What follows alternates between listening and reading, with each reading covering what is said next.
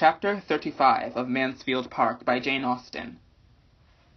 Edmund had determined that it belonged entirely to Fanny to choose whether her situation with regard to Crawford should be mentioned between them or not, and that, if she did not lead the way, it should never be touched on by him.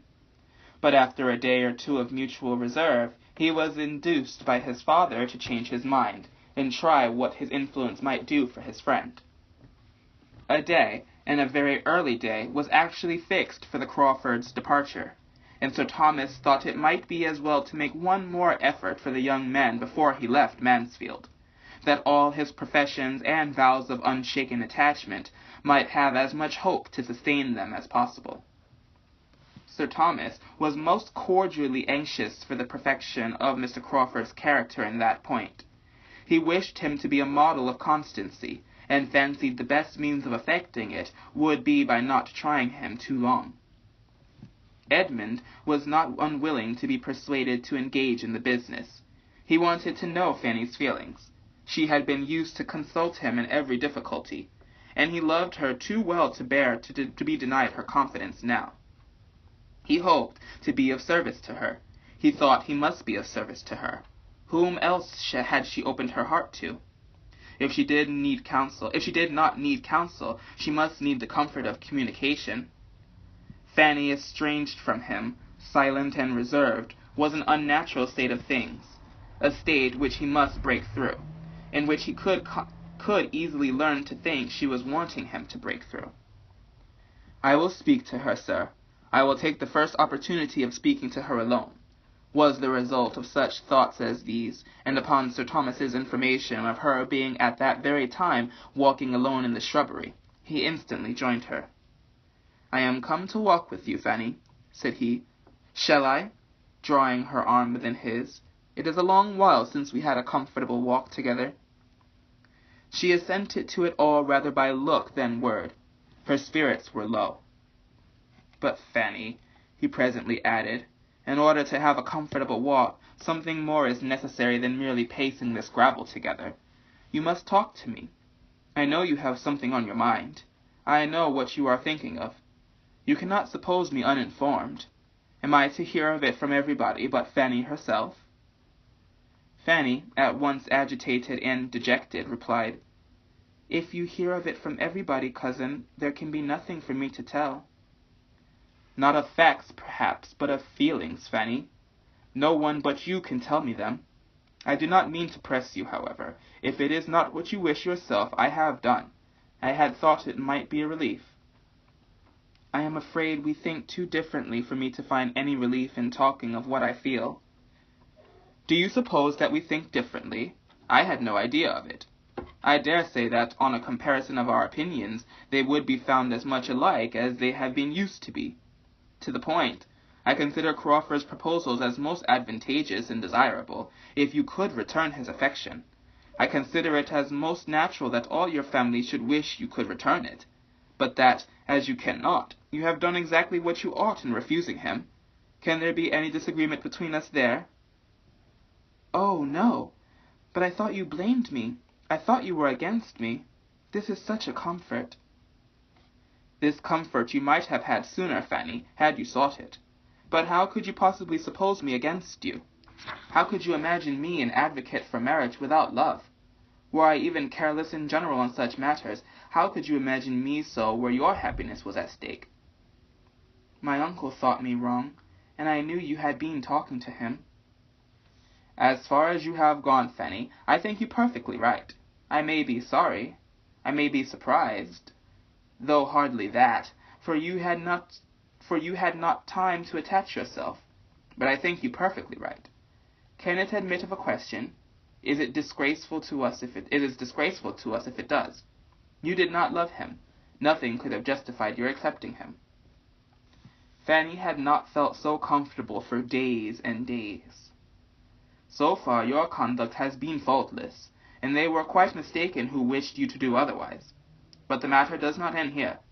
Crawford's is no common attachment. He perseveres, with the hope of creating that regard which had not been created before. This, we know, must be a work of time. But," with an affectionate smile, "let him succeed at last, Fanny. Let him succeed at last. You have proved yourself upright and disinterested, proved yourself grateful and tender-hearted, and that you will be the perfect model of a woman, which I have always been believed you born for." "Oh, never, never, never! He never will succeed with me." And she spoke with a warmth which quite astonished Edmund, in which she blushed at the recollection of herself, when she saw his look, and heard him reply, "Never, Fanny, so very determined and positive. This is not like yourself, your rational self." "I mean," she cried, sorrowfully correcting herself, "that I think I shall never, as far as the future can be answered for, I think I shall never return his regard." "I must hope better things. I am aware, more aware than Crawford can be, that the man who means to make you love him, you having due notice of his attentions, must have very uphill work, for there are all your early attachments and habits in battle array, and before he can get your heart for his own use, he has to unfasten it from all the holds upon things animate and inanimate, which so many years' growth have confirmed, and which are considerably tightened for the moment by the very idea of separation. I know that the apprehension of being forced to quit Mansfield will for a time be arming you against him. I wish he had not been obliged to tell you what he was trying for. I wish he had known you as well as I do, Fanny. Between us, I think we should have won you. My theoretical and his practical knowledge together could not have failed. He should have worked upon my plans. I must hope, however, that time, proving him, as I firmly believe it will, to deserve you, by his steady affection, will give him his reward. I cannot suppose that you have not the wish to love him, the natural wish of gratitude. You must have some feeling of that sort. You must be sorry for your own indifference." "We are so totally alike," said Fanny, avoiding a direct answer. "We are so very, very different in all our inclinations and ways, that I consider it as quite impossible we should ever be tolerably happy together, even if I could like him. There were never two people more dissimilar. We have not one taste in common. We should be miserable." "You are mistaken, Fanny. The dissimilarity is not so strong. You are quite enough alike. You have tastes in common. You have moral and literary tastes in common. You have both warm hearts and benevolent feelings. And Fanny, who that heard him read, and saw you listen to Shakespeare the other night, will think you unfit as companions. You forget yourself. There is a decided difference in your tempers, I allow. He is lively, you are serious, but so much the better. His spirits will support yours. It is your disposition that can be easily dejected, and fancy difficulties greater than they are. His cheerfulness will counteract this. He sees difficulties nowhere, and his pleasantness and gaiety will be a constant support to you. Your being so far unlike, Fanny, does not in the smallest degree make against the probability of your happiness together. Do not imagine it. I am myself convinced that it is rather a favorable circumstance. I am perfectly persuaded that the tempers had been unlike. I am perfectly persuaded that the tempers had better be unlike.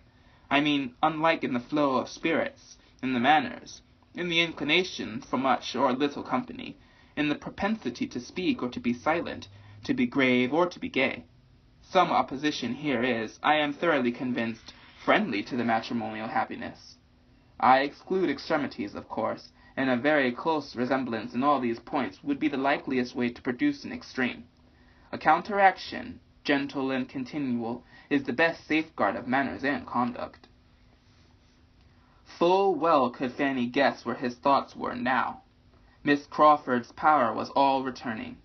He had been speaking of her cheerfully from the hour of his coming home. His avoiding her was quite at an end. He had dined at the parsonage only the preceding day. After leaving him to his happier thoughts for some minutes, Fanny, feeling it due to herself, returned to Mr. Crawford, and said, "It is not merely in temper that I consider him as totally unsuited to myself, though in that respect I think the difference between us too great, infinitely too great. His spirits often oppress me, but there is something in him which I object to still more. I must say, cousin, that I cannot approve his character. I have not thought well of him from the time of the play. I then saw him behaving, as it appeared to me, so very improperly and unfeelingly. I may speak of it now because it is all over. So improperly by poor Mr. Rushworth, not seeming to care how he exposed or hurt him, and paying attentions to my cousin Maria, which, in short, at the time of the play, I received an impression which will never be got over." "My dear Fanny," replied Edmund, scarcely hearing her to the end, "let us not, any of us, be judged by what we appeared at that period of general folly. The time of the play is a time which I hate to recollect. Maria was wrong. Crawford was wrong. We were all wrong together, but none so wrong as myself. Compared with me, all the rest were blameless. I was playing the fool with my eyes open." "As a bystander," said Fanny, "perhaps I saw more than you did, and I do think that Mr. Rushworth was sometimes very jealous." "Very possibly, no wonder. Nothing could be more improper than the whole business. I am shocked whenever I think that Maria could be capable of it. But if she could undertake the part, we must not be surprised at the rest." "Before the play, I am much mistaken if Julia did not think he was paying her attentions." "Julia? I have heard before from some of his being in love with Julia, but I could never see anything of it. And Fanny, though I hope I do justice to my sister's good qualities, I think it very possible that they might, one or both, be more desirous of being admired by Crawford, and might show that desire rather more unguardedly than was perfectly prudent. I can remember that they were evidently fond of his society, and with such encouragement, a man like Crawford, lively, and it may be a little unthinking, might be led on to. There could be nothing very striking, because it is clear that he had no pretensions. His heart was reserved for you, and I must say that its being for you has raised him inconvincibly in my opinion. It does him the highest honor. It shows his proper estimation of the blessing of domestic happiness and pure attachment. It proves him unspoilt by his uncle. It proves him, in short, everything that I had been wished to believe him, and feared he was not." "I am persuaded that he does not think as he ought on serious subjects." "Say rather that he has not thought at all upon serious subjects, which I believe to be a good deal the case. How could it be otherwise, with such an education and adviser? Under the disadvantages, indeed, which both have given, it is not wonderful that they should be what they are. Crawford's feelings, I am ready to acknowledge, have hitherto been too much his guides. Happily, those feelings have generally been good. You will supply the rest. And a most fortunate man he is to attach himself to such a creature, to a woman who, firm as a rock in her own principles, has a gentleness of character so well adapted to recommend them. He has chosen his partner indeed with rare felicity. He will make you happy, Fanny. I know he will make you happy, but you will make him everything." "I would not engage in such a charge," cried Fanny in a shrinking accent, "in such an office of high responsibility." "As usual, believing yourself unequal to anything, fancying everything too much for you. Well, though I may not be able to persuade you into indifferent feelings, you will be persuaded into them, I trust. I confess myself sincerely anxious that you may. I have no common interest in Crawford's well-doing. Next to your happiness, Fanny, his has the first claim on me. You are aware of me having no common interest in Crawford." Fanny was too well aware of it to have anything to say, and they walked on together some 50 yards in mutual silence and abstraction. Edmund first began again. "I was very much pleased by her manner of speaking of it yesterday, particularly pleased, because I had not depended upon her seeing everything in such a light. I know she was very fond of you, and yet I was afraid of her not estimating your worth to her brother quite as it deserved, and of her regretting that she had not rather fixed on some woman of distinction or fortune. I was afraid of the bias of those worldly maxims, which she has been too much used to hear. But it was very different. She spoke of you, Fanny, just as she ought. She desires the connection as warmly as your uncle or myself. We had a long talk about it. I should not have mentioned the subject, though very anxious to know her sentiments. But I had not been in the room 5 minutes before she began introducing it with all that openness of heart and sweet peculiarity of mind, that spirit and ingenuous way which are so much a part of herself. Mrs. Grant laughed at her for her rapidity. Was Mrs. Grant in the room, then? Yes, when I reached the house I found the two sisters sitting together by themselves, and when once we had begun, we had not done with you, Fanny, till Mr. Crawford and Dr. Grant came in. It is above a week since I saw Miss Crawford. Yes, she laments it, yet owns it may have been best. You will see her, however, before she goes. She is very angry with you, Fanny. You must be prepared for that. She calls herself very angry, but you cannot imagine her anger. It is the regret and disappointment of a sister, who thinks her brother has a right to everything he may wish for at the first moment. She is hurt, as you would be for William, but she loves and esteems you with all her heart. I knew she would be very angry with me. My dearest Fanny, cried Edmund, pressing her arm closer to him, do not let the idea of her anger distress you. It is anger to be talked of rather than felt. Her heart is made for love and kindness, not for resentment. I wish you could have overheard her tribute of praise. I wish you could have seen her countenance when she said that you should be Henry's wife. And I observed that she always spoke of you, Fanny, which she never used to do. She always spoke of you as Fanny, which she never used to do, and it had the sound of most sisterly cordiality. And Mrs. Grant, what did she say? Did she speak? Was she there the whole time? Yes, she was agreeing exactly with her sister. The surprise of your refusal, Fanny, seems to have been unbounded. That you could refuse such a man as Henry Crawford seems more than they can understand. I said what I could for you, but in good truth, as they stated the case, you must prove yourself to be in your senses as soon as you can by a different conduct. Nothing else will satisfy them. But this is teasing you. I have done. Do not turn away from me. I should have thought, said Fanny, after a pause of recollection and exertion, that every woman must have felt the possibility of a man's not being approved, not being loved by some one of her sex, at least let him be so ever generally agreeable. Let him have all the perfections in the world. I think it ought not be set down as certain that a man must be acceptable to every woman he may happen to like himself. But, even supposing it is so, allowing Mr. Crawford to have all the claims which his sisters think he has, how was I to be prepared to meet him with any feeling answerable to his own? He took me wholly by surprise. I had not an idea that his behavior to me before had any meaning, and surely I was not to be teaching myself to like him only because he was taking what seemed very idle notice of me. In my situation, it would have been the extreme of vanity to be forming expectations on Mr. Crawford. I am sure his sisters, rating him highly as they do, must have thought it so, supposing he had meant nothing. How, then, was I to be in love with him the moment he said he was with me? How was I to have an attachment at his service as soon as it was asked for? His sisters should consider me as well as him. The higher his deserts, the more improper for me ever to have thought of him. And we think very differently of the nature of women, if they can imagine a woman so soon very capable of returning an affection as this seems to imply.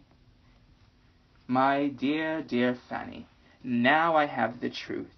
I knew this to be the truth, and most worthy of you are such feelings. I had attributed them to you before. I thought I could understand you. You have now given exactly the explanation which I ventured to make for you to your friend and Mrs. Grant, when they were both better satisfied, though your warm-hearted friend was still run away with a little by the enthusiasm of her fondness for Henry. I told them that you were of all human creatures the one over whom habit had the best power and novelty least, and that very circumstance of the novelty of Crawford's addresses was against him. Their being so new and so recent was all in their disfavor, that you could tolerate nothing that you were not used to, and a great deal more to the same purpose, to give them a knowledge of your character. Miss Crawford made us laugh by her plans of encouragement for her brother. She meant to urge him to persevere in the hopes of being loved in time, and of having his addresses most kindly received at about the end of about 10 years' happy marriage.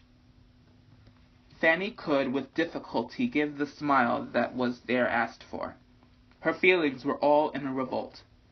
She feared she had been doing wrong, saying too much, overacting the caution which she had been fancying necessary, and guarding against one evil, laying herself open to another, and to have Miss Crawford's liveliness repeated to her at such a moment, on such a subject, was a bitter aggravation. Edmund saw weariness and distress in her face, and immediately resolved to forbear any farther discussion, and not even to mention the name of Crawford again, except as it might be connected with what must be agreeable to her. On this principle, he soon afterwards observed, "They go on Monday. You are sure, therefore, of seeing your friend either tomorrow or Sunday. They really go on Monday, and I was within a trifle of being persuaded to stay at Lesingby till that very day. I had almost promised it. What a difference it might have made! Those 5 or 6 days more at Lesingby might have been felt all my life." You were near staying, then?" "Very. I was most kindly pressed, and had nearly consented. Had I received any letter from Mansfield to tell me how you were all going on, I believe I certainly should have stayed. But I knew nothing that had happened here for a fortnight, and felt that I had been away long enough." "You spent your time pleasantly there?" "Yes, that is, it was the fault of my own if I did not. They were all very pleasant. I doubt their finding me so. I took uneasiness with me, and there was no getting rid of it till I was in Mansfield again." "The Miss Owens, you liked them, did you not?" "Yes, very well. Pleasant, good-humoured, unaffected girls. But I am spoilt, Fanny, for common female society.